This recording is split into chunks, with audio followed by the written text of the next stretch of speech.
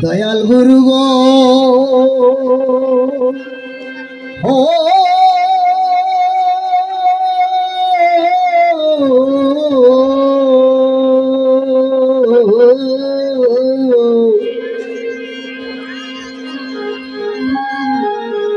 আমায় বোঝের ভাবে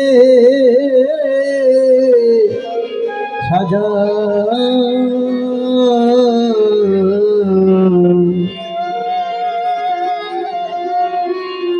সাজাও দেহ কা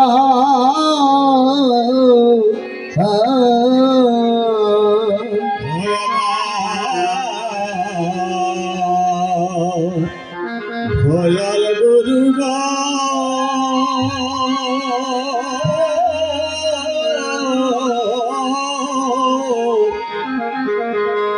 আমায় ব্রজের ভাবে সাজা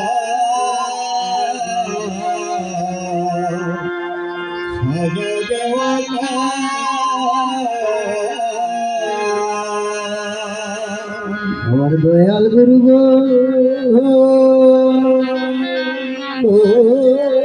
গুরু ভগবতের ভাবে সাজা সাজা দেহ কা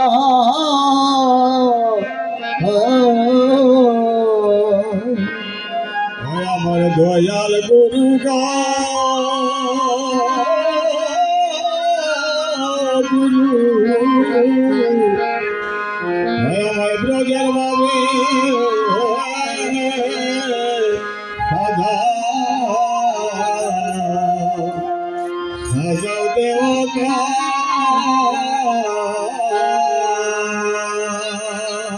আমায় দাবে শক্তি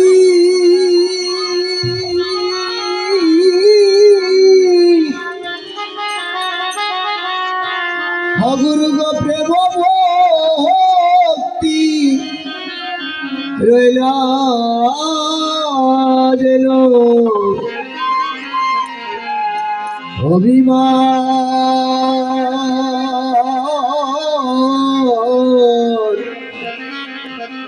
আমায় বোঝের ভাবে সাজা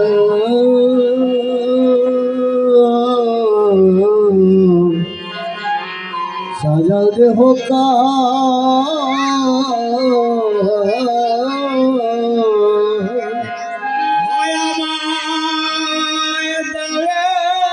শক্তি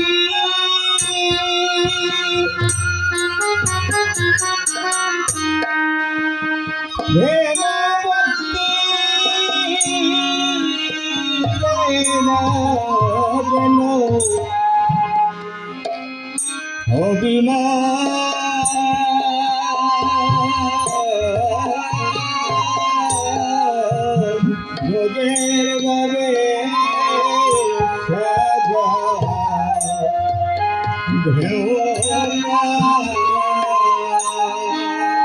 ওই আমার যাও হে জগতি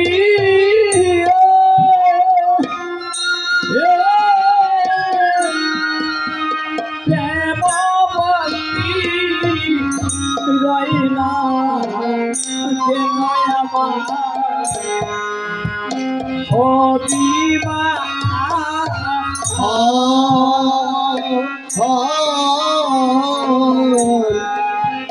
বোঝের ভাবে সাজা দেহ কা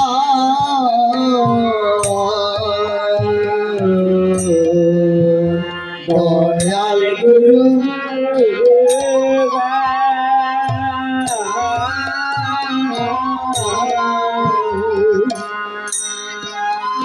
अबरी भोजन बाबे साजा देवता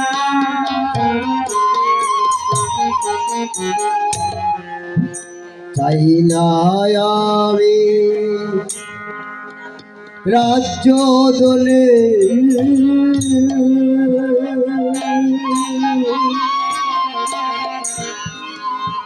মন যেন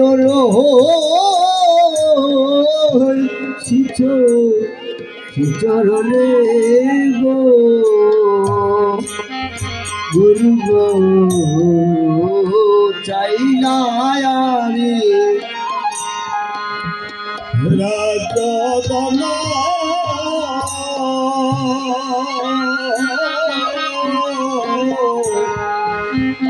মন যেন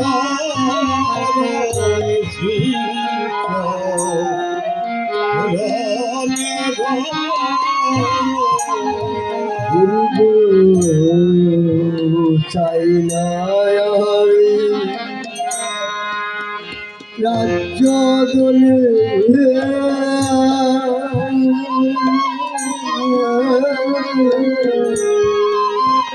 মন যেন চরণে গো গুরু গো চাই না আমি রাজ্য দলে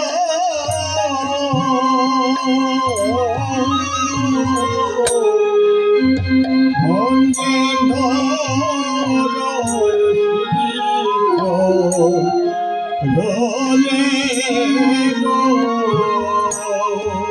আমি থাকি যেন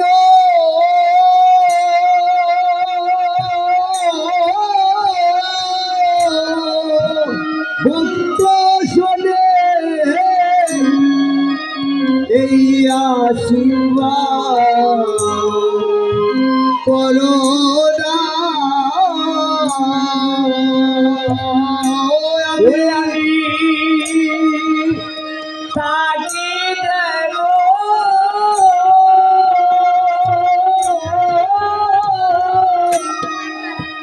ভক্ত শোনে এই আশীর্বাদ করো না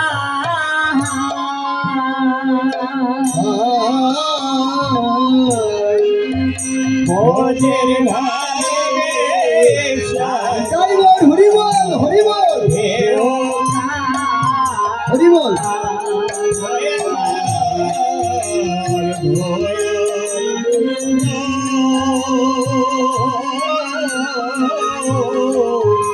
ভোজের ভাগে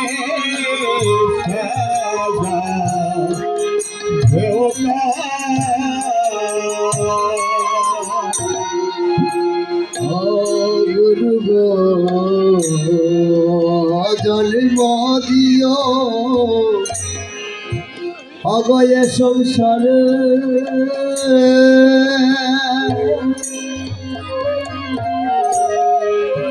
একজন কৃষ্ণ ভক্ত মায়ে গরিবে গো গুরু গো জন্ম দিও সংসারে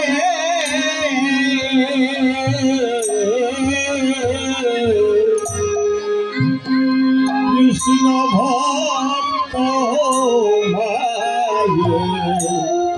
ঘরে ঘরে আমি জন্ম নিয়া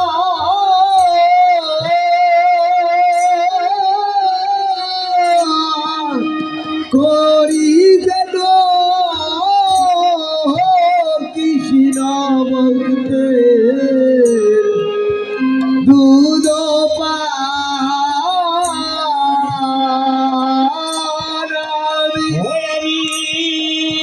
জন্ম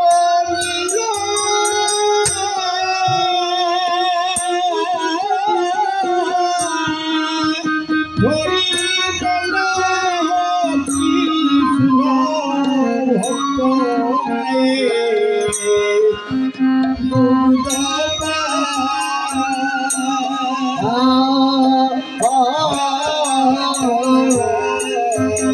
ওদের ভাবে সারা দেহ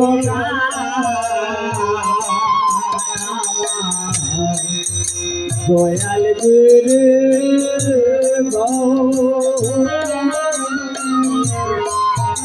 ওদের ভাবে সারা দেহ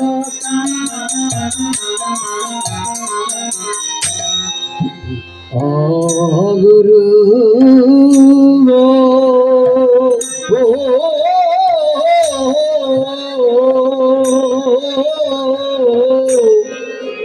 ভগনামের মালা লইয়া গলে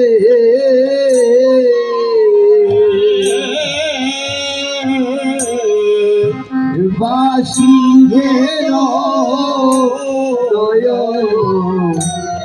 জলে গো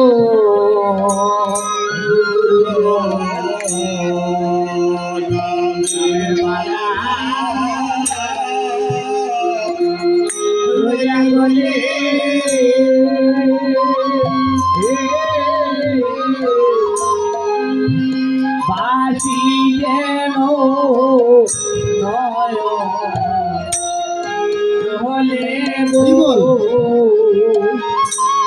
গুরু অগণমের মালা ওই আমি লইয়া গলে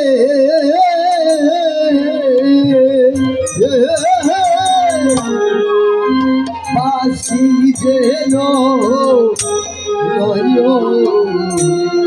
জলে গো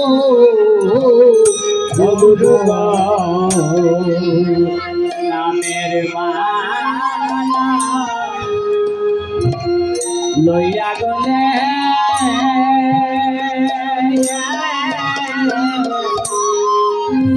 আমি বাঁচি গেল জলে গো ভক্তে পদ তুলি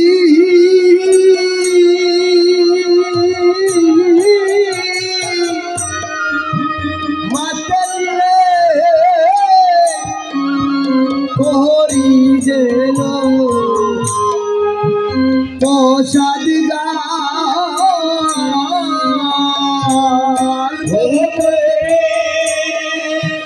পদ তুলে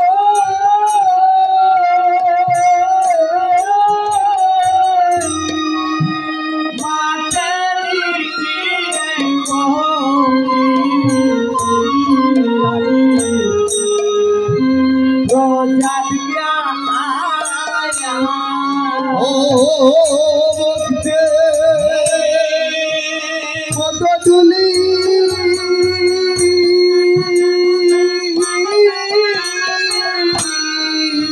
মাতে করি যেন প্রসাদ গাল ভক্তে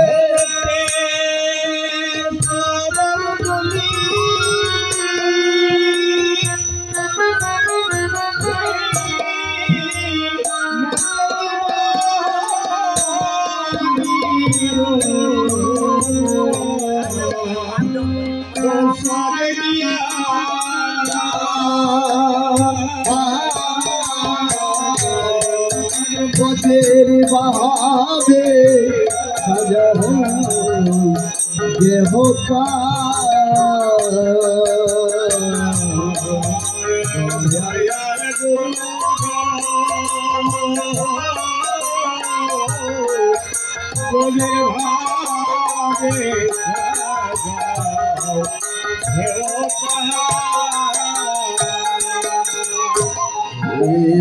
জগতে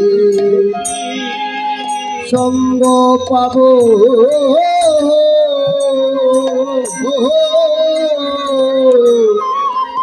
পথের দুলা রাখিব গো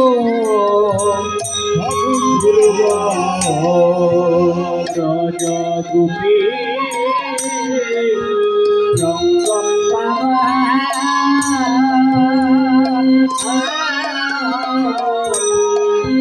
ব্রজের লীলা গায়ে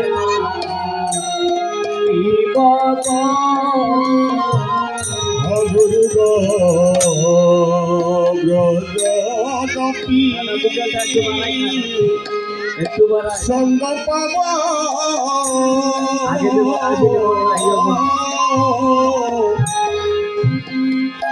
ব্রজের দুলা জয় মা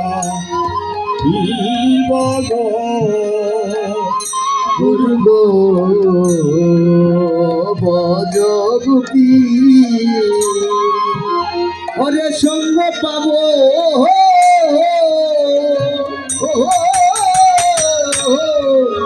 বজের দুলা গায়ে হাকিম গো অপূর্ব ব্রজ গোপী রঙ্গ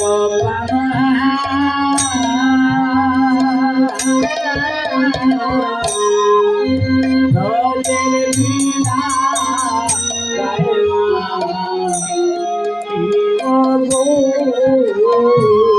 ওহ দুষাই কৃষ্ণ দাস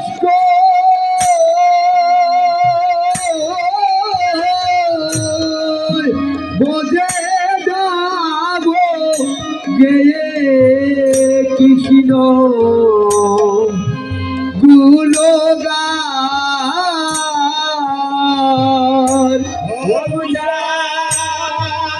কৃষ্ণ দাস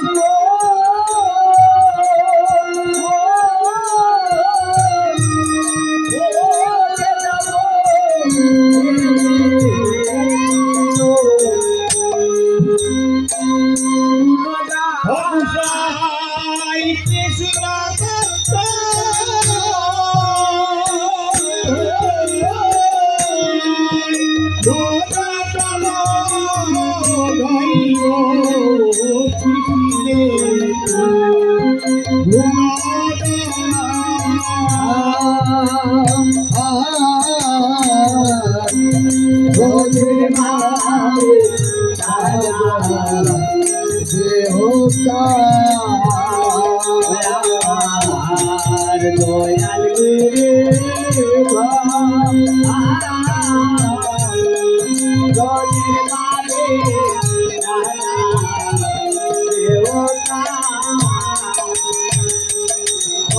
বজের বাবে সাহাযাই দাও হে বজের বাবে সাহাযাই দাও হে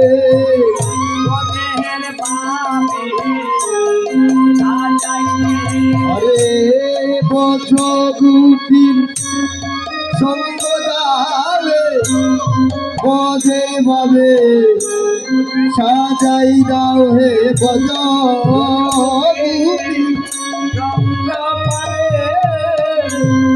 বজে বাবে সাজাই দাও হে বজ গুপি সঙ্গ পাবো বজে বাবে ভয় ভাই বজের বাবে সাজাই দাও হে বজের বাবে আমায় বজের বাবে সাজাই দাও হে বজের বাবে ওরে বজ তুমি সত্য দাও হে বজের বাবে সাজাই দাও হে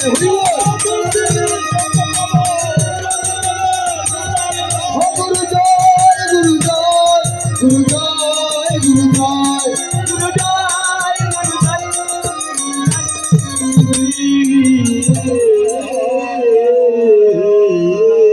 হরি বল। উপস্থিত সাধুগুরু বৈষ্ণবগণ, আসলে আপনারা অনেক কষ্ট করে এসেছেন। আপনাদের চরণে শ্রীরাঙ্গা চরণে আমার শতকোটি ভক্তি রইল। আমার ভক্তি রইল আমার আপন আপন মা বাবার শ্রীচরণে আমার ভক্তি রইল আমার আপন আপন গুরুদেবের শ্রীচরণে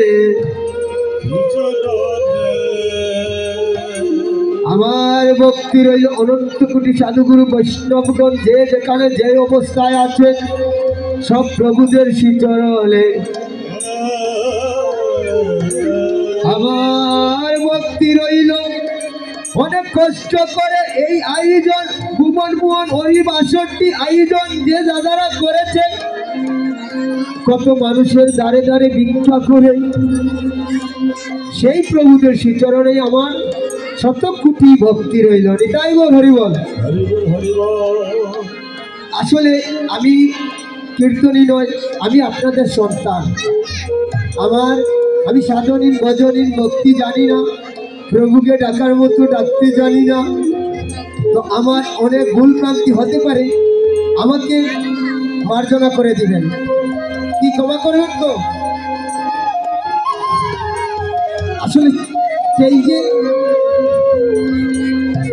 কীর্তন করলে ভক্তদের আলিঙ্গন করা যায় না, ভক্তদের সাথে ভক্তদের পদধূলি মাথায় নেওয়া যায় না।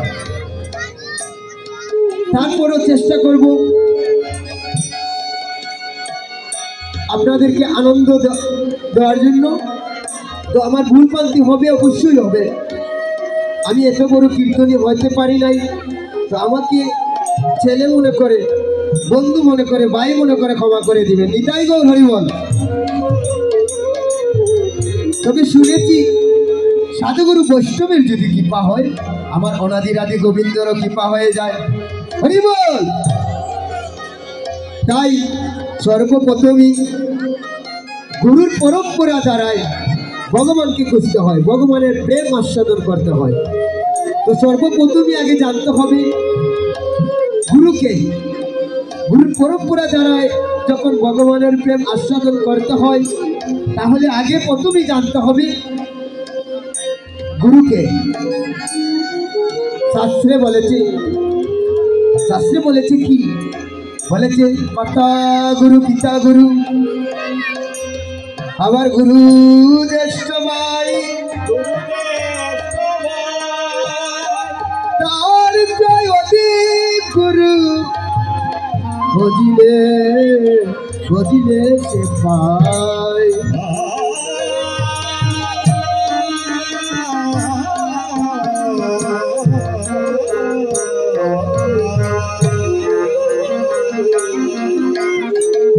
তাই প্রথমে আগে বলা হয়েছে আমার মাতৃ সমতুল্য মায়েরা যারা আছে, আগে মাকে বলা হয়েছে গুরু, তারপর হচ্ছে পিতা গুরু।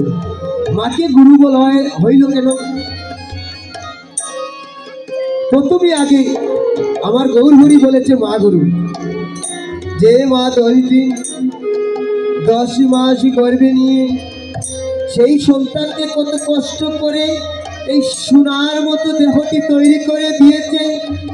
অনেক মা সন্তান জন্ম দেওয়ার সঙ্গে সঙ্গে মা মারা যায়, সন্তানের মুখও দর্শন করতে পারে না। এটাই গৌর হরি বল।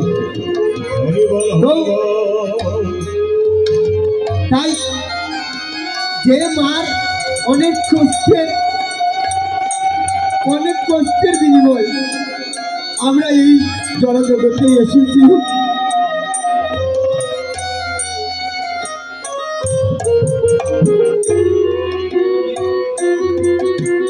শুধু মায়ের অনেক কষ্টের কারণে আমরা এই পৃথিবীতে কৃষ্ণ ভজনের জন্য এসেছি। একমাত্র আমাদেরকে এই সোনার দেহটি তৈরি করে দেওয়ার একমাত্র অবদান আমার মা, গর্ভধারিণী মা। এই পৃথিবীতে, এই জগতে আমি অনেক মাকে দেখেছি, সন্তান তাকে 5 তলায় আর মা তাকে গাছতলায়, কিন্তু সেই সন্তানরা বুঝে না মা যে অমূল্যধন। যার মা আছে সে বুঝবে না, আর যার মা নাই সে কিন্তু মা বুঝবে। তো কৃপা করে সবাই শ্রী রাতুল রাঙ্গা চরণে আমার ভক্তি রইল। আপনারা বাবাকে আপনারা সবসময় শ্রদ্ধা করবেন, ভক্তি করবেন এবং মা বাবাকে ভালোবাসবেন। এটাই গৌর হরি বল। তো মাকে ভালোবাসলেই ভগবান খুশি হয়ে যান। মাকে মা এমন একটি দল, যে ছেলেরা মাকে ভালোবাসে, মায়ের আশীর্বাদ সঙ্গে থাকে, সেই ছেলের কখনো অমঙ্গল হয় না। নিতাই গৌর হরি বল। তো এর জন্য মাকে বলা হয়েছে প্রথম গুরু।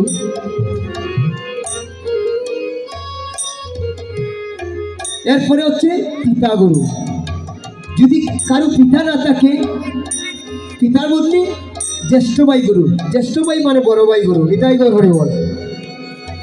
তো আর যে বদিলে যে গুরু পাই, যে গুরু এই পানো পাখি চলে যাবে, যেদিন আমার বলতে কেউ তাকিবে না, যেদিন আর আমার নাম ধরে কেউ ডাকিবে না, যেদিন আমার উড়ে যাবে পানো পাখি, আমার কাছে আর কেউ তাকিবে না, আমাকে বলবে সবাই দেরি হয়ে যাচ্ছে, দেরি হয়ে যাচ্ছে, বাইর করো, আমার নাম ধরে সেদিন আর কেউ ডাকিবে না। তো সেই গুরু কি করবে? যেদিন আমি ববপাড়ের ঘাটে গিয়ে বসিব, যেদিন আমি ববপাড়ের ঘাটে গিয়ে দাঁড়িয়ে থাকব, যেদিন আমার আপন বলতে আর কেউ থাকিবে না, সেই দিন কিন্তু সেই দিন আমার দয়াল গুরু দয়া করে এসে কি করবেন? আরে আদরে পার কইরা নিবে,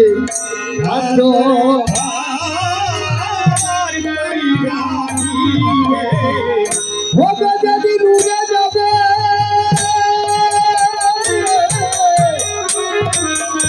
পাখি গো, সেদিন আদরে পার কইরা নিবে।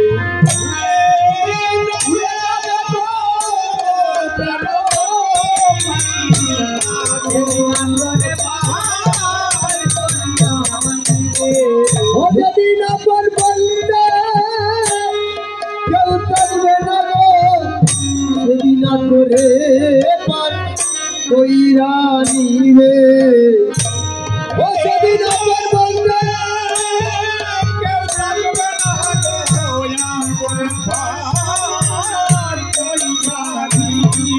সেদিন আদরে পার কইরা নিবে।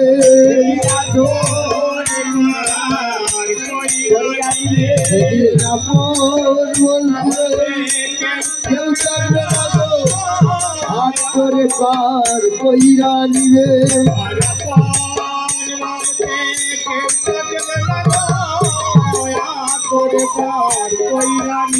সেদিন আদরে পার কইরা নিবে। ওরে আদরে পার কইরা নিবে। ও যদি উড়ে যাবে পানো পাখি, আদরে পার কইরা নিবে।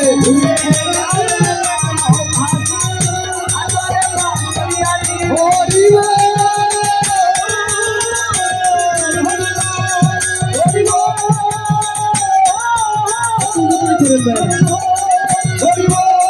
হরি বল, হরি বল, হরি বল, হরি বল, হরি বল, হরি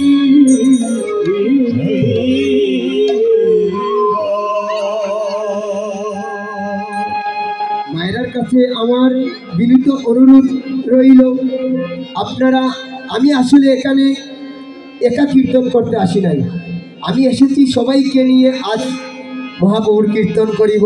কীর্তন শব্দের অর্থ হচ্ছে আমার ভগবান অনাদিরাদি গোবিন্দর নাম প্রচার করা। নিতাই গৌর হরি বল। তো আপনারা আমাকে সহযোগিতা করবেন। মায়েরা যারা আছেন উলুধ্বনি করে, আর পিতারা যারা আছেন হরিধ্বনি করে। নিতাই গৌর হরি বল, হরি বল। যত বেশি উলুধ্বনি করবেন যত হরিধনী করবে আমার শুধু একা পুণ্যি না, এখানে আজকের এই ভুবন মন হরিবাসরে যে আজ একটি চাঁদের বাজার বসিয়েছে আমার কমিটির দাদারা, সবাই কিন্তু মঙ্গল। এবং আজকের যে কীর্তনটা যত দূর পর্যন্ত পৌঁছে যাবে তত দূর পর্যন্ত মঙ্গল হয়ে যাবে, অমঙ্গল দূর হয়ে যাবে। তাই বল হরিবল, একটু উলুদরি করেন মায়েরা, হরিবল জয় জয় নিতাই বল, হরি হরি বল, হরি হরি বল, হরি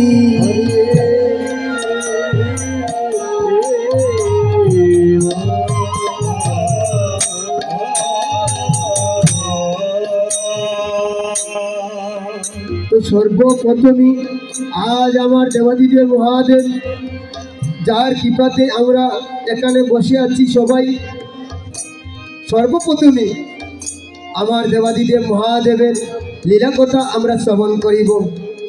কিভাবে আজ শিবরাত্রির সৃষ্টি হয়েছে এবং আমার দেবাদিদেব মহাদেবের মস্তকে কিভাবে চাঁদ এসেছে, সর্বপ্রথমে এই আলোচনা করি। যেহেতু শিবরাত্রির দিন, এটাই গো হরিবল, হরি হরিবল, হরি বল। কৃপা করে আপনারা আমাকে সহযোগিতা করবেন। আপনারা যদি আমাকে সহযোগিতা না করেন তো আজ কীর্তন করা আমার পক্ষে সম্ভব হবে না। তো প্রথমেই আমার দেবাদিদেব মহাদেব, যিনি কৃষ্ণ চিন্তা করতে করতে মগ্ন হয়ে সংসার ত্যাগ দিয়েছেন। আর আমরা ভগবানের চিন্তা করতে পারি না, সংসারের চিন্তা করতে করতে ভগবানকে ভুলে যাই। তো আমার দেবাদিদেব মহাদেব কৃষ্ণ চিন্তায় মগ্ন হয়ে চাইবস্য অঙ্গে মেখে হা কৃষ্ণ বলে শ্মশানে বসে বসে খালি ভগবান কৃষ্ণের এই নাম করেছিলেন। তাই দেবাদিদেব মহাদেবকে ভগবান কৃষ্ণ বলেছিলেন, ও দেবাদিদেব মহাদেব, তুমি হচ্ছ পরম বৈষ্ণব। শুধু পরম বৈষ্ণব নয়, তুমি যত এই অনন্ত কোটি ব্রহ্মাণ্ডে যত সাধুগুরু বৈষ্ণব আছে সব বৈষ্ণবের শিরোমণি। তাই গো হরিবল। তো বৈষ্ণবের পরম বৈষ্ণব আমার দেবাদিদেব মহাদেব, বৈষ্ণবের শিরোমণি। শিরোমণি বলা হইল কেন? আপনারা বলতে পারেন আমার দেবাদিদেব মহাদেবের কপালে তিলক নয়, কণ্ঠে তুলসীর মালা নয়,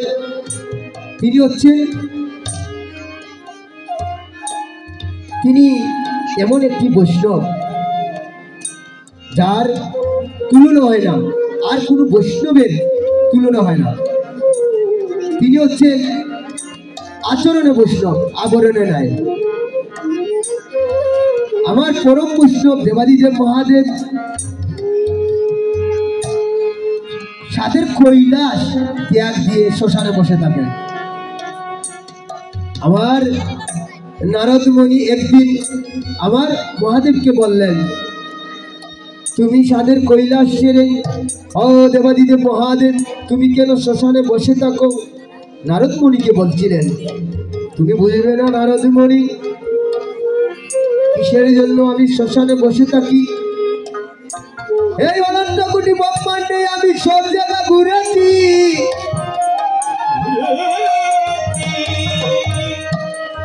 কোথায় আমার থাকার মতো স্থান পাই না, একমাত্র পেয়েছি আমি শ্মশানে। শ্মশানের মতো পবিত্র জায়গা আর আমি কোথাও পাই নাই। তাই গো হরিবল। তাই আমার দেবাদিদেব মহাদেব শ্মশানে বাস করেন। তো আমাদের চন্দ্র দক্ষ রাজার এক এক করে 28টি মেয়ে সন্তান ছিল। তো 28 জন মেয়ে সন্তানের মধ্যে একজনকে বিয়ে করেছিলেন আমার দেবাদিদেব মহাদেব। আপনারা তো জানেন কাকে? এই পৃথিবীর বিশ্ব সুন্দরী আমার মা পার্বতী, মা পার্বতীকে বিয়ে করেছিলেন দেবাদিদেব মহাদেব। আর দক্ষরাজের 27 জন মেয়ে কন্যা সন্তান, তো 27 জন কন্যা সন্তানের বিয়ে হয়েছিল আমার চাঁদ মামার সাথে। কিভাবে? চন্দ্রদেব বিয়ে করেছিল একা, একজন হয়ে 27 জন স্ত্রী ছিল চন্দ্রদেবের। দক্ষরাজার 27 জন কন্যা সন্তানকে বিয়ে দিয়েছিল চন্দ্রদেবের কাছে।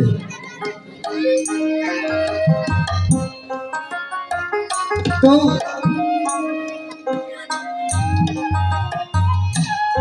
দেবগণের স্বর্গের দেবতা ছিলেন গুরু বৃহস্পতি। তো গুরু বৃহস্পতি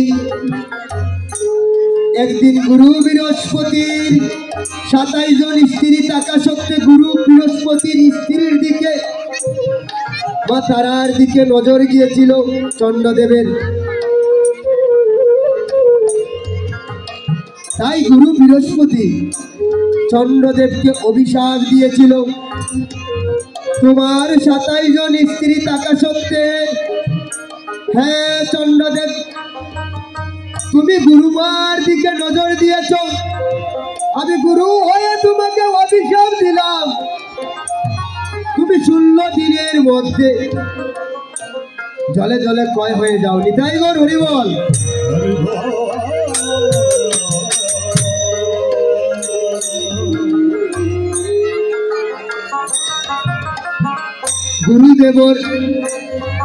গুরুদেবের অভিশাপ পেয়ে চন্দ্রদেব কি করল? গুরুদেবের অভিশাপে একদিন, 2 দিন, 3 দিন করতে করতে এক এক করে 15 দিন চলে গেল। যখন 15 দিন চলে গেল, 27 জন স্ত্রী মিলে একসঙ্গে সবাই একমত হয়ে চলে আসিল জামাই বাবুর কাছে।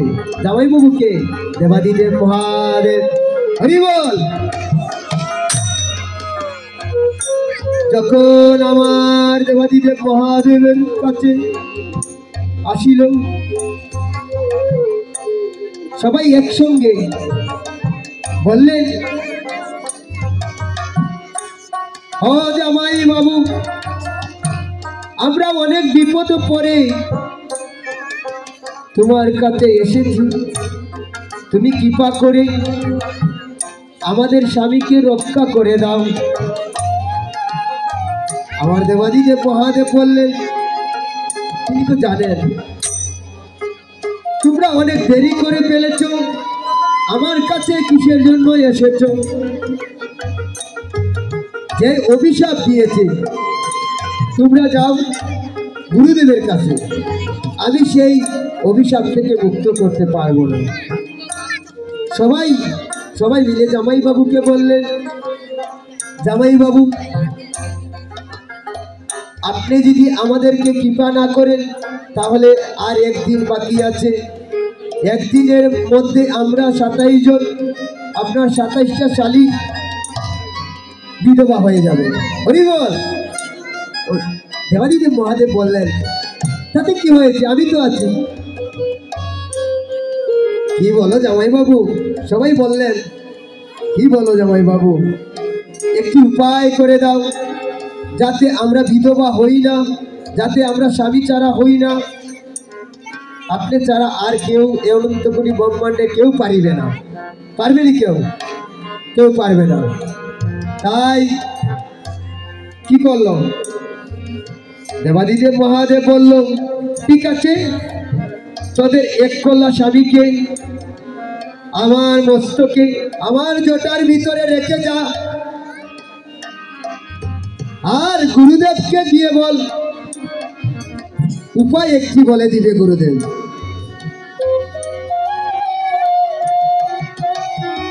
তো আমার দেবাদিদেব মহাদেবের মস্তকে জটার মধ্যে কিভাবে চাঁদ আসলো সেটা পরিষ্কার হয়ে গেছে। হরি বল। এবার শিবরাত্রি কোথা থেকে সৃষ্টি হয়েছে? এদিকে গুরুদেবকে গিয়ে বললেন, হ গুরুদেব, তুমি পিতা হয়ে তোমার সন্তানকে, তোমার মেয়েকে তুমি কি বিধবা করে দিলে? গুরুদেব বলল, মাগো অনেক দেরি করে চলে এসেছ, এখন তো আর কোনো কাজ হবে না। তোমাদের স্বামী যদি বেঁচে থাকতো তাহলে একটা উপায় দেখতাম কি করা যায়। এখন সবাই চরণে, গুরুদেবের চরণে। পরে বললেন, ঠিক আছে, স্বামী তো আর বেঁচে নাই, তবে যদি বেঁচে থাকতো তাহলে কি করলে আমাদের স্বামী সেই পাপ থেকে মুক্ত পায়, সেটা যদি একবার গুরুদেব কৃপা করে বলেন তাহলে আমাদের 27 জন স্ত্রী, চন্দ্রদেবের 27 জন স্ত্রী কেঁদে কেঁদে বলছে, গুরুদেব তোমার চরণ ছাড়া করো না, আর তোমার আশ্রম থেকে আমরাও কোথায় যাব না, কৃপা করে আমাদেরকে বলে দাও। গুরুদেব কি করলো? গুরু যিনি গুরু, গুরু তো কখনো রাগ করতে পারে না। গুরুদেব বলল, ঠিক আছে, তোমরা সংতীর্থ, হিমালয়ের কাছে সংতীর্থ থেকে 27 জন একসঙ্গে জল নিয়ে যদি তোমাদের স্বামী টাকা সত্ত্বে তোমরা স্নান করাতে, তাহলে তোমাদের স্বামী যতদিনে ক্ষয় হয়েছে, আমি স্বর্গের গুরু বলছি, ততদিনে আবার পরিপূর্ণ হয়ে যাবে। নিতাই গৌর হরি বল, হরি বল।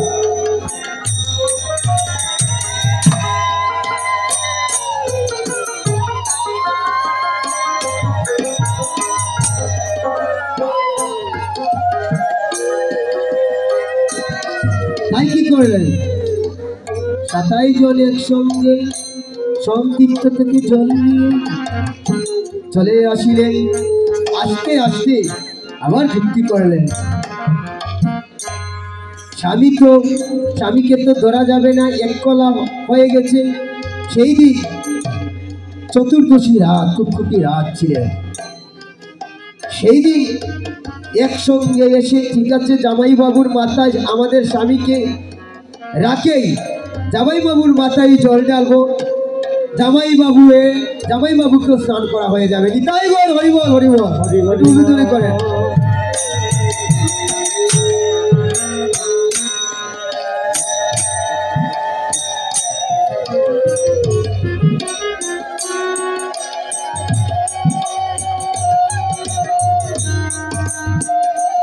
হরি বল। তাই সেই থেকে সৃষ্টি হয়ে গেল শিবরাত্রি। হরি বল, হরি বল, হরি বল। আপনাদেরকে বলতেছি মা, কিসের জন্য উলুধ্বনি করতে? উলুধ্বনি সৃষ্টি হয়েছে কোথা থেকে? একটু ছোট্ট করে বলি। আমার অনেক ভাগ্য হয়েছে আপনাদের মতো ভক্তিপতি মায়েদের সম্মুখে এসে দুটি কৃষ্ণ কথা বলা। তাও কৃপা করে, কষ্ট হবে, একটু শ্রবণ করবেন। নববিদ্যা ভক্তির প্রথম ভক্তি হচ্ছে শ্রবণ। যে কীর্তনে বসে, মহাপ্রভুর কীর্তনে বসে, শিবাসঙ্গনে বসে দুপুরটা নয়নের জল দিয়ে পরিশোধ করে, হা গোবিন্দ বলে কীর্তন শ্রবণ করে, সে কখনো কীর্তন করা লাগে না, তার কখনো যজ্ঞ করা লাগে না। সে কীর্তন শ্রবণ করার ফলেই সে 100 কোটি জন্মের পাপ থেকে মুক্ত হয়ে বৈকুণ্ঠ চলে যায়। নিতাই গৌর হরি বল, হরি বল।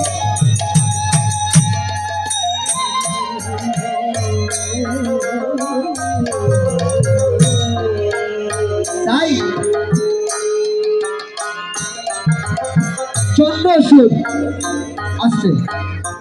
চন্দ্রসূর নামে একটি রাজা ছিল, যার স্ত্রীর নাম ছিল বেদপতি।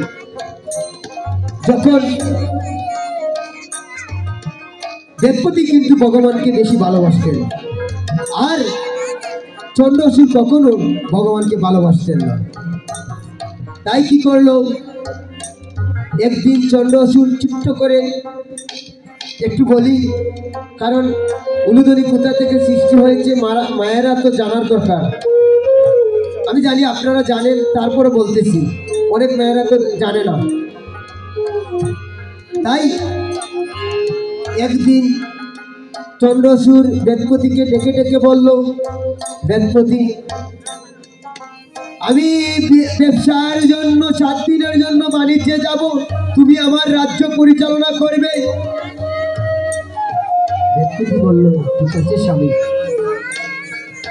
বলে, ঠিক আছে, আমি আপনার রাজ্য পরিচালনা করব। বলে চলে গেলেন চন্দ্রসূর।